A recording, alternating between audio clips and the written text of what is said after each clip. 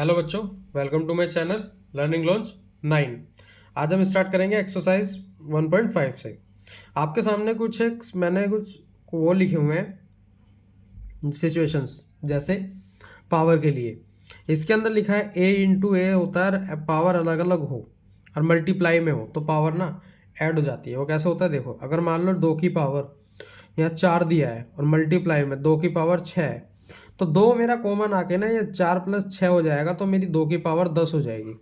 तो ये होता है। ऐसे ही अगर पावर डिवाइड में है और हमारा बेस सेम है तो पावर माइनस हो जाती है।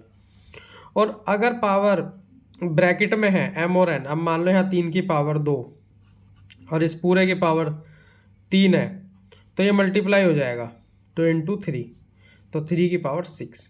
इस तरीके से सेम वही चीज़ अगर यहाँ पे a और b अलग अलग है और पावर कॉमन है, तो a और b मल्टीप्लाई हो जाएंगे और पावर उनकी कॉमन आ जाती है। जैसे यहाँ पे दिखा हुआ है मेरा 2 की पावर 2 मल्टीप्लाई 4 की पावर 2, तो ये मेरा कितना हो जाएगा 8, 8 की पावर 2, तो ये मेरा इतना आ जाएगा।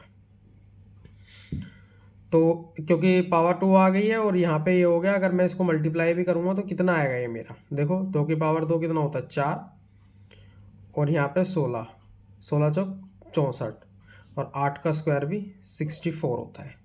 तो ये मेरा इस तरीके से होता है। अगर पावर किसी की 0 है तो वो 1 होती है, अगर पावर माइनस में है तो 1 करके अगर उसको हम पॉजिटिव में कर सकते हैं। ठीक उसी बेस पे अब हम इसके क्वेश्चन ट्राई करेंगे। पहले सामने आपके लिखा क्वेश्चन नंबर 1, इसको हमें सिंप्लीफाई करना है। सिंप्लीफाई कैसे करते हैं देखिए, पहले 64 के हम कॉमन फैक्टर करेंगे, प्राइम फैक्टराइजेशन। देखो 2 से कटेगा, यहाँ पे आएगा 32 32, फिर 2 से जाएगा, फिर आएगा 16, फिर 2 से कटेगा, फिर आएगा 8, फिर 2 से जाएगा, फिर आएगा 4,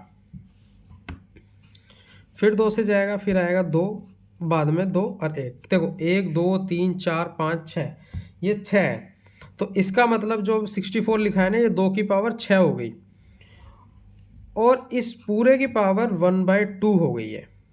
अगर 64 को मैं ऐसे भी लिख सकता हूँ।